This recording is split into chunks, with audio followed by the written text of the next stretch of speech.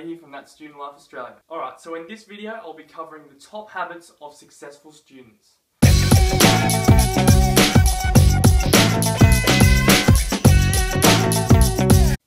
Alright guys, so my first tip is to bug your teachers.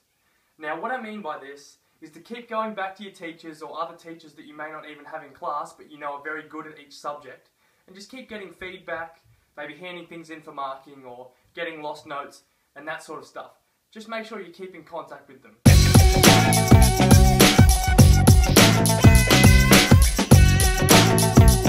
Okay, so my second tip is to do revision. It sounds simple, but it can get a little bit tricky to decipher between what's actually homework and what's revision. And often we kind of lie to ourselves and say that we've studied when really we've just kind of done the stuff that's been assigned to us. I would usually say that revision was work that I set myself to do in specific preparation for an exam, not because I have to hand it in or anything like that. And that is where successful students just really go hard, and that's how they do well.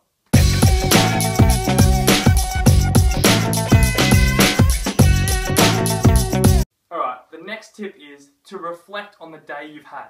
Alright guys, so most days in the school year, I'm making lists of what I've got to do, what I've got to get done, hand in, etc. And I guess every night or, every few nights, I at least look back and reflect on what I've actually got done in the last few days and where I'm going and what I've got to do. So those sort of things keep me on track. Make sure you know where you are. It helps.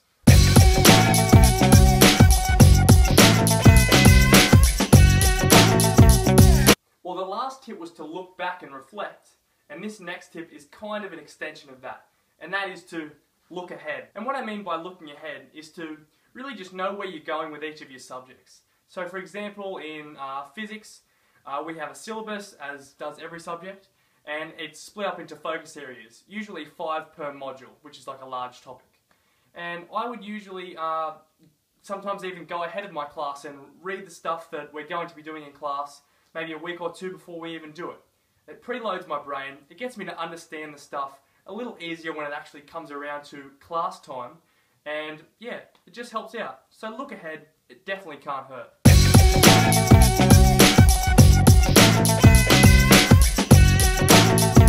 Alright, the next habit of a successful student is to redo things.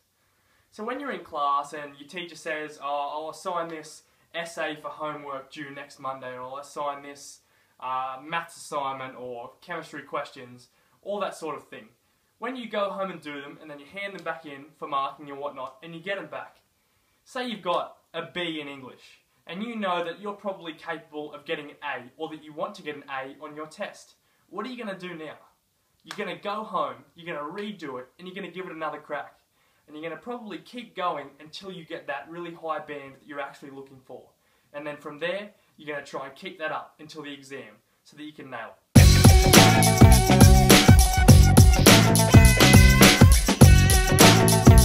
Alright, so the next habit of a successful student is to remind yourself why you're actually even trying hard.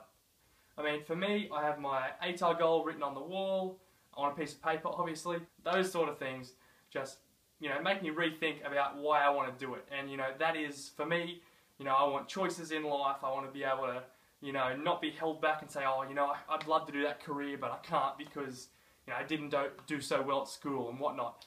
And, I'm actually pretty competitive, so, I kind of feed that competitive drive. Whatever keeps me motivated, I just keep fueling.